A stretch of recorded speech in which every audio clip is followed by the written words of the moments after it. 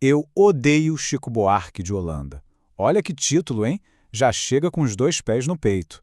Mas reparem bem, tem umas aspas nesse odeio. E são elas que já entregam que essa história é bem mais complexa do que parece.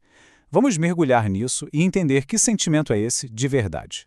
E para a gente já entrar no clima, vamos direto para o ponto alto da história. É aqui que o próprio narrador confessa, sem tirar nem pôr, o ato que define tudo, uma agressão brutal.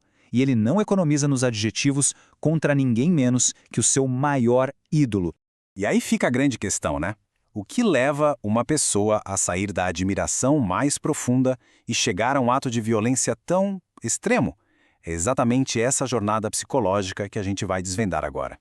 Bom, para começar, vamos entender a raiz desse sentimento. Esse tal ódio que, como o próprio título já adianta pra gente, não é bem ódio. É algo muito mais distorcido, muito mais complicado.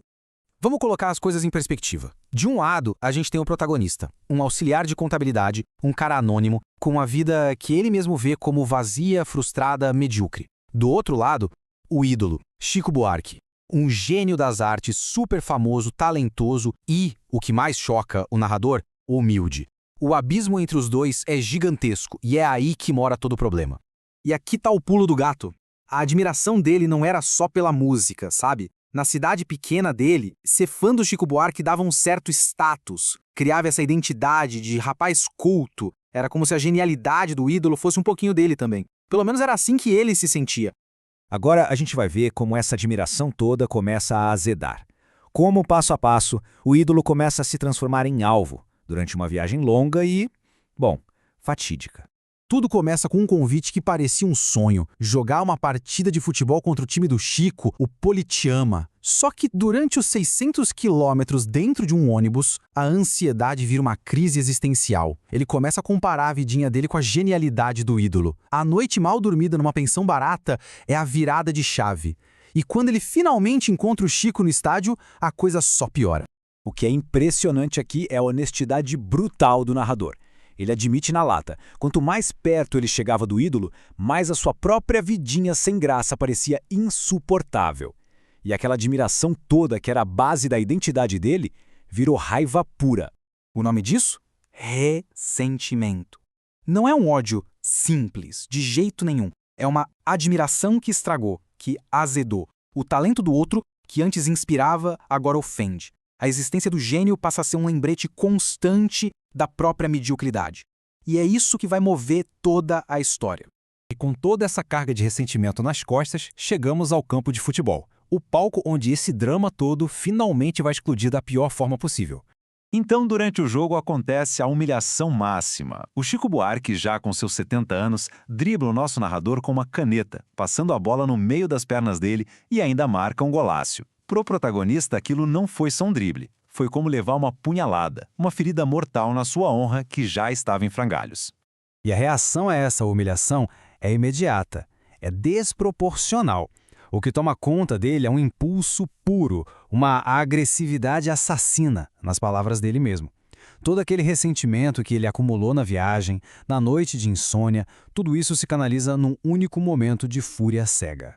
E então ele faz. Com um carrinho violento por trás, covarde, ele atinge os dois tornozelos de Chico Buarque, acabando de forma trágica e abrupta com a carreira de peladeiro do artista. O fã, movido por um ódio que nasceu da admiração, destrói um pedaço da vida do seu próprio ídolo.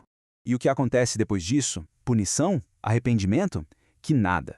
O final dessa história é, na verdade, uma sátira muito afiada sobre os tempos em que a gente vive. É inacreditável, mas a agressão não traz o esquecimento, traz a fama. O vídeo viraliza e, de repente, aquele anônimo auxiliar de contabilidade vira uma subcelebridade. Ele começa a ser convidado para reality show, dá entrevista em talk show, faz até comercial.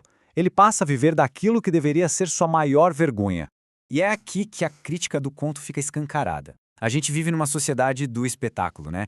Onde o que vale é o engajamento. E aí não importa se a pessoa é famosa por um talento incrível ou por um ato horrível.